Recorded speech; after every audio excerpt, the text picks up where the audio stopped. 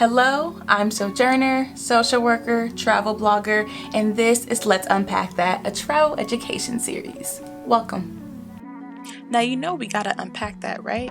Today we are going to talk about something that affects all of us when we talk about travel, money, but we're going to talk about it in the context of currency privilege.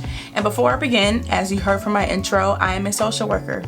I am not an economist, but I can tell you that as someone who travels a lot, I traveled in grad school, traveled as an undergrad student, interned abroad, studied abroad, taught English abroad. Understanding exchange rates is really, really important because you're going to travel where you get more bang for your buck, and that is currency privilege. And when I say bang for your buck, I'm not just talking about traveling on a budget, because even though travel is a privilege and it's something you can do for leisure, you don't want to always blow all of your money. There's traveling on a budget, and there's also traveling on a budget choosing destinations where your money will stretch based on the currency of those destinations. And that is more the arena of currency privilege. It is based on your country's currency and monetary value in relation to the places that you want to visit.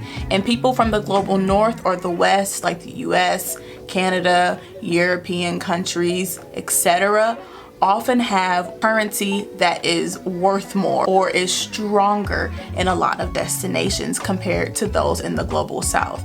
So for a visual, I'm going to look at XE Currency, which is a very common currency exchange app that you can use on your phone while you're traveling.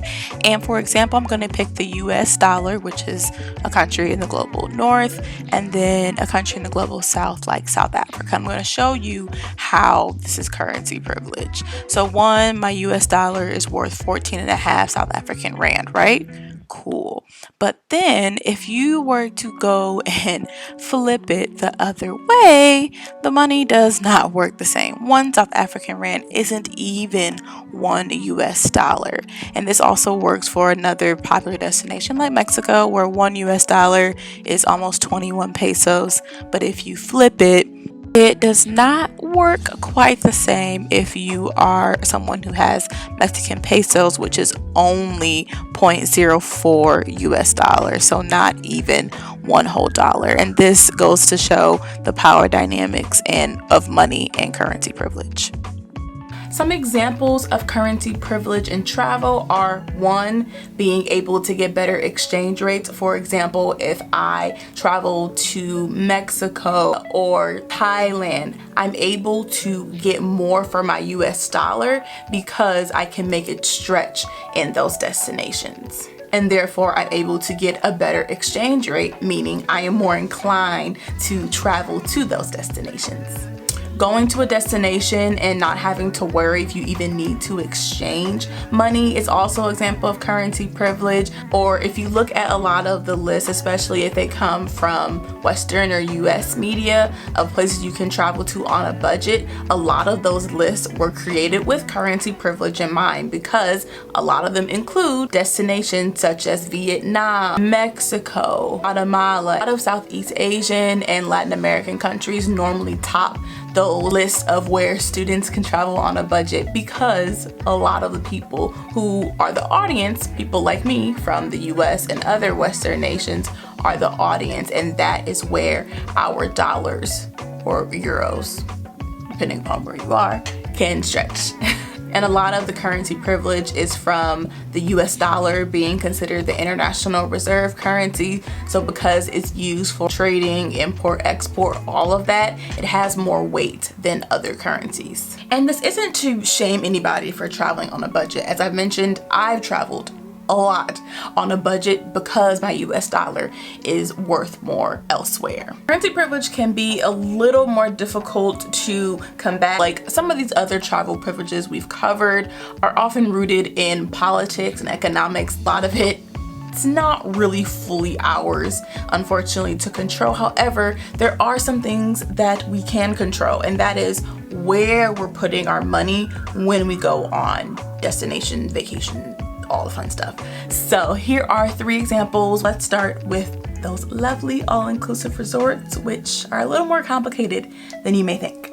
One thing we can do that is kind of across the board is always support local businesses, which means maybe not doing the all-inclusive resorts. 70 to 80% of the money for all-inclusive resorts is leaving the destination and probably going back to a big corporation. 2 is a little more culture-based and requires you to do some extra research, but it's about shopping and whether you choose to barter or haggle or not. If you're unfamiliar with the term, it's pretty much someone will give you a price and you'll kind of try to negotiate and argue it down a little bit. And this does depend on the culture, so it does depend on the destination you're going to. However, I've seen people try to barter in like Europe, and that's not really the culture there. That is very common in some places, but it's not common everywhere. So just be mindful before you go to see if that's appropriate. And 3, this last one is about the tours that you choose to partake in. So we know tours are popular when you go to another country, but how do we make sure that the dollars that we're able to spend are actually going back to people and not to big corporations or businesses that don't support the people in the destination we're visiting? We can do that by looking for more heritage or culturally specific tours.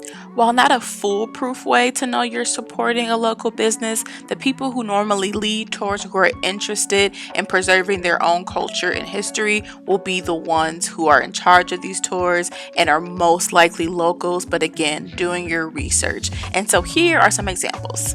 You have Afro-Latino travel, which focuses on diaspora travel in Cuba and curating tours there. And then I also found Native Tours, which takes place in Peru, and that is also with an indigenous focus. If you want to do more slow travel, cultural immersion, that's an opportunity to do in Peru. And all these places I found through Google searching. So it just takes a little research to really make sure that the currency that we do have is going again back into the communities that we are visiting. And if you want another resource on economic impacts of tourism, I found a really good article by Tourism Teacher, and it's on tourismteacher.com, and it goes more in depth about the economic impacts of tourism if you are interested in learning more.